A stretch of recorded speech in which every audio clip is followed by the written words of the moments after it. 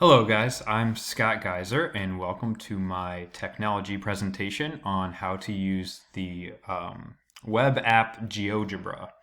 I'm a geometry teacher and this has been a tool that has been brought to my attention that could really help. I'm exploring it now. I'm not by no means a professional, so I'm kind of learning on the go, which is kind of fun for me. The first thing you can do is you can just Google Geogebra if you want to get an account. A lot of Geogebra works like a lot of the other common apps that you can use. A lot of teacher tools use the same kind of sign-in process. Up here in the top right corner, you can hit sign in.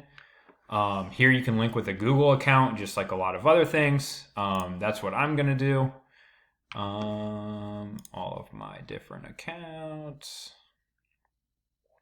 And here, look, you can create an account. Perfect. Okay. Here you can use all of these, do all this information here. I'm just going to use my stuff from my Google account.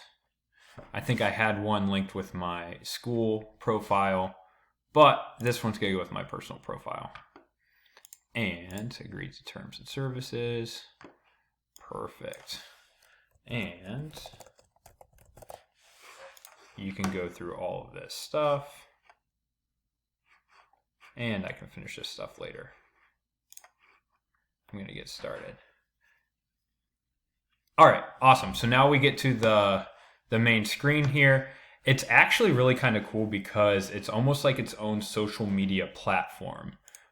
You have your own home screen of where you can use a graph. You can go to classroom resources over here. There's a news feed where Geogebra itself has its different updates and everything. So a reason why I haven't really dug into this much in the past is that I talked to previous teachers and they said that the main reason how you use it is to use these app downloads, which means that it has to actually download to the computer. And since our school only has Chromebooks, downloaded software doesn't work very well for the students. So I haven't looked into it. But recently I've realized there's resources that are available to me that I can use with my students and share with them, almost kind of like through a Google Classroom, that you don't need to download through. So they're almost like little widgets that are very fun and very interactive. But in this sense, well, I'll get started here. You can go through here. You can do your profile. You can do a picture, all those different things. You can follow different people. Different teachers have a bunch of different resources that they've done. It's almost kind of like Teachers Pay Teachers, only everything is free. I think there's some on Teachers Pay Teachers that you can buy, but the amazing part is that it is all for free to download, to stream, to do anything. Like, all of it's free, which makes it awesome. But I'm going to go to the resources. So in the resources here, this is something that I would use specifically. All this is math-based. Since I'm a geometry teacher, we'll go here. But this is actually, like, it's just fun because it makes things like proofs. I'm sure you guys all remember these from your days in geometry about how awesome and engaging it was. But this is something on the Pythagorean theorem of where you have a squared plus b squared equals c squared. And this shows, it's kind of a visual on how it works because you can adjust these different side lengths and you can show as you drag these to the c squared here, you should be able to drag all of these different pieces and show that, see if this drags. Boom, boom, boom, connect the dots. And as you adjust, it'll show that no matter what, how you adjust those, because it's taking the area of these two squares and adding it to get the hypotenuse over here. It'll show visually on how that works all the time and how these are the two legs of the right triangle, and it should work out that way.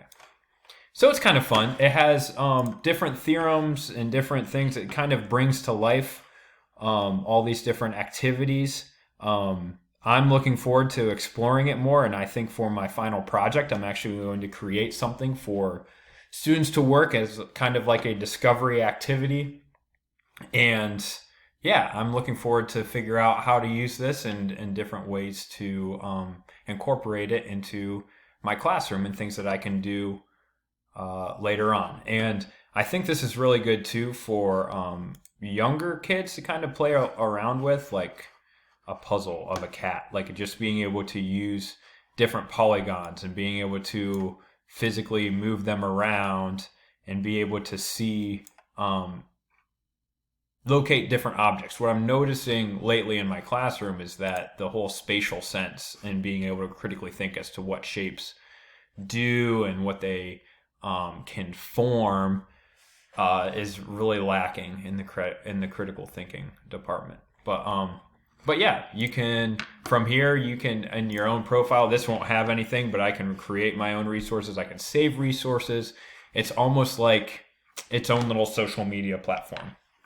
But yeah, this is just a quick intro. I hope you guys enjoyed it.